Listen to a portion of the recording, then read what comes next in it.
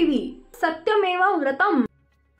महाराष्ट्राच्या राजकारणामध्ये भूकंप घडवणाऱ्या शिवसेनेमधील राजकीय संघर्षावरील अंतिम निकालाची महत्त्वाची तारीख जशी जवळ येते त्याप्रमाणे दोन्ही शिवसेनेकडून एकमेकांविरोधातील हल्ले अधिक तीव्र होताना दिसत आहेत। मागील 3.5 वर्षांहून अधिक काळापासून सुरू असलेल्या न्यायालयीन लढ्याला पूर्णविराम मिळण्याचा दिवस निश्चित झाला असून शिवसेना हे नाव आणि धनुष्यबाण हे चिन्ह कुणाचं या संदर्भातील खटल्यांचा अंतिम निकाल सर्वोच्च न्यायालयात ऑक्टोबर महिन्यात लागणार असल्याचं समजतंय। याच पार्श्वभूमीवर सध्या मुंबईतील गणेशोत्सवादरम्यान झळकलेल्या बॅनरनं अनेकांचं लक्ष वेधून घेतलंय। या बॅनरवर निकाल ठाकरेंच्या बाजूने लागणार असल्याचा दावा करण्यात आला आहे। एकनाथ शिंदेंच्या नेतृत्वातील सरकारमधील 40 आमदारांनी बंड पुकारल्यानंतर महाविकास आघाडीचं सरकार कोसळलं। त्यानंतर भारतीय जनता पार्टीच्या मदतीनं सत्तेत आलेल्या सरकारनं उर्वरित कार्यकाळ पूर्ण करून आता पुन्हा देवेंद्र फडणवीसांच्या नेतृत्वाखालील युती सरकार सत्तेत आलं आहे। असं असताना पक्षावरील हक्कांसंदर्भातील निकाल अद्याप लागलेला नाही। मागील 3.5 वर्षापासून या प्रकरणात केवळ तारखा पडत असून निकाल लागलेला नाही। निवडणूक आयोगाच्या शिंदेच्या बाजूने निकाल दिलेला असला तरी त्या विरोधातही ठाकरेंच्या सेनेनं सर्वोच्च न्यायालयात याचिका दाखल केलेली आहे। या प्रकरणातील सर्व याचिकांवर सर्वोच्च न्यायालयात एकत्रित सुनावणी सुरू आहे।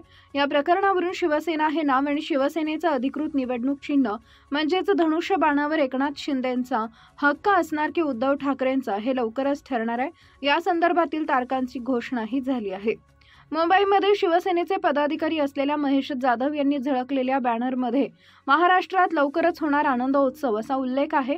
हो, मी शिवसैनिक बोलतोय असंही या बॅनरवर नमूद करण्यात आलंय। महाराष्ट्राच्या राजकारणात येणार यू टर्न असा दावा बॅनरवरून करण्यात आलाय। त्याचप्रमाणे सुप्रीम कोर्टाचा निकाल ठाकरेंच्याच बाजूने लागणार असंही बॅनरवर म्हटलंय।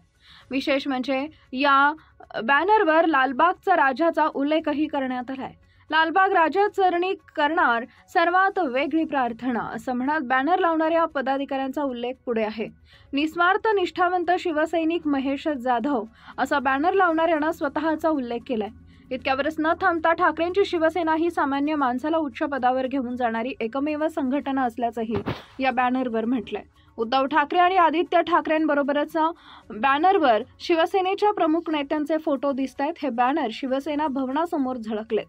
14 जुलै 2025 रोजी न्यायमूर्ती सूर्यकांत आणि न्यायमूर्ती जय माल्या बागची यांच्या खंडपीठासमोर या प्रकरणाची सुनावणी झाली होती। त्यावेळी न्यायालयानं पुढील तारीख निश्चित करत प्रकरण 20 ऑगस्ट 2025 रोजी यादीत ठेवण्याचा आदेश दिले होते। आता संगणक निर्मित यादीनुसार ही सुनावणी 8 ऑक्टोबर 2025 रोजी बुधवारी पुन्हा होणार आहे। दोन्ही बाजूंचा युक्तिवाद ऐकून झाल्यावर कोर्ट अंतिम निर्णय देईल। त्यामुळे शिवसेना कोणाची याबाबत फैसला लवकरच होण्याची शक्यता आहे।